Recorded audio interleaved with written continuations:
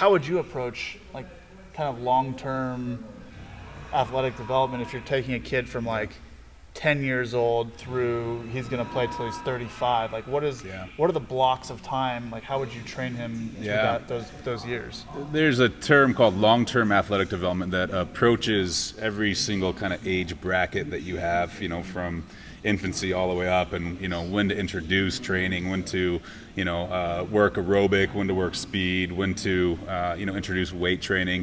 You really want to feed what your body is giving you. So if you think about in high school, very testosterone driven for a teenage boy, and so one thing that you can feed it with is going to be obviously things that build muscle. So it'd be weight training.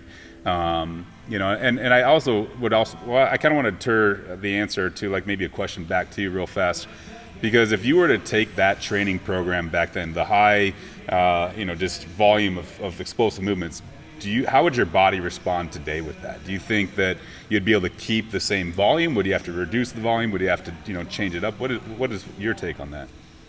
Looking back on what I did back then, if you copy and pasted that program till today, just not the throwing program, which obviously is a part of it, but just the what you would consider the strength and conditioning program, I think that I could handle that volume no problem today.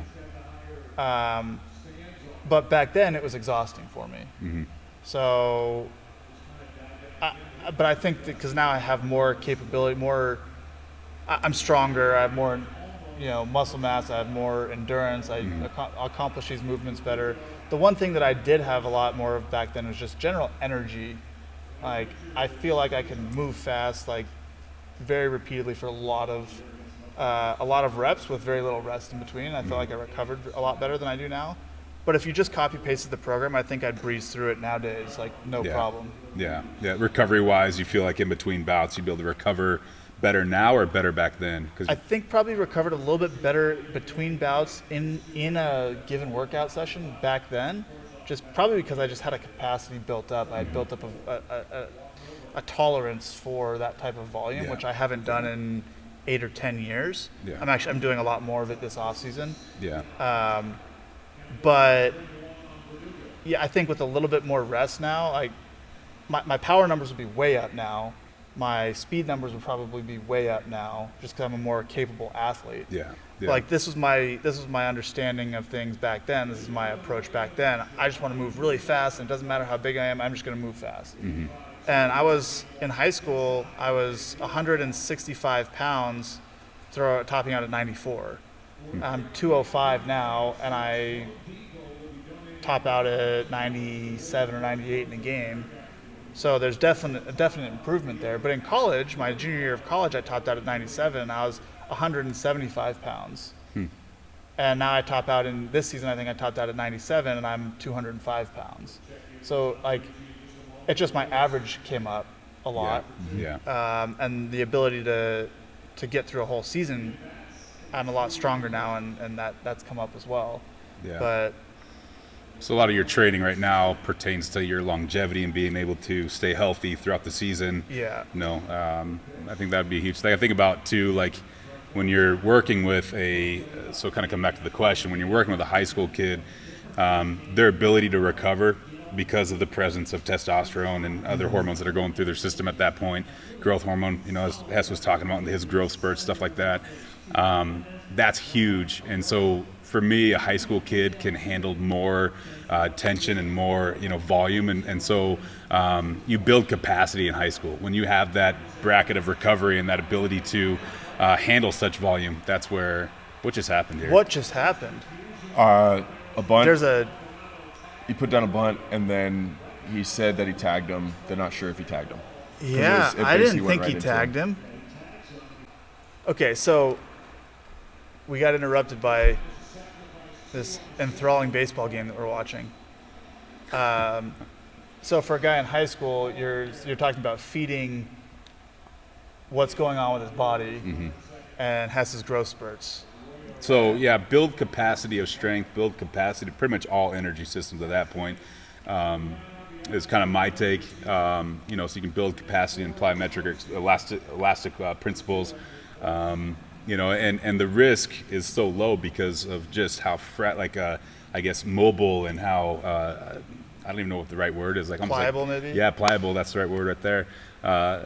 How pliable the in nature we are in high school. Then the pliability decreases, and as we get older, tighter, and just more and more nicks and dings start coming up. Recovery rates start going down. As far as we needed more recovery. More time in between yeah, each one. yeah.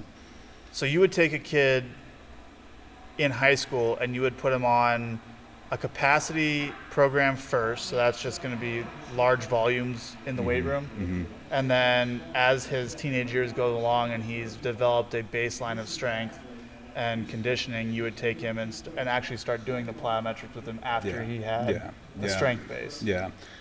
Because you need to build aerobic capacity and have some speed training prior to high school, usually what I do is if I have a kid that's working with me before high school, we'll teach weight room movements.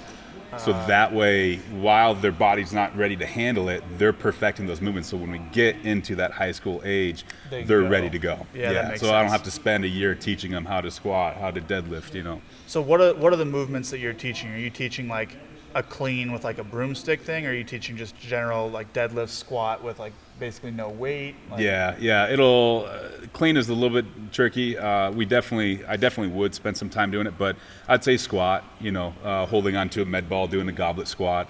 I am a big teacher in cleans, not because I like to do it myself and I actually program it. It's more so I know colleges do it. And so my job is to prepare a kid for college. Yeah. Worst case scenario, prepare them for college, and then let their athletic career take off in the way it shows. So that way, as they go through high school, if they get the chance to play college, they're ready in the weight room. So as a freshman, they can show up and look like they know what they're doing. Yeah. And not get hurt too, Exactly. because they don't know what they're doing. That's probably the biggest thing. Yeah, that makes sense. So do you think, knowing a little bit about my history, if you look back at all I did was speed in high school, do you think that I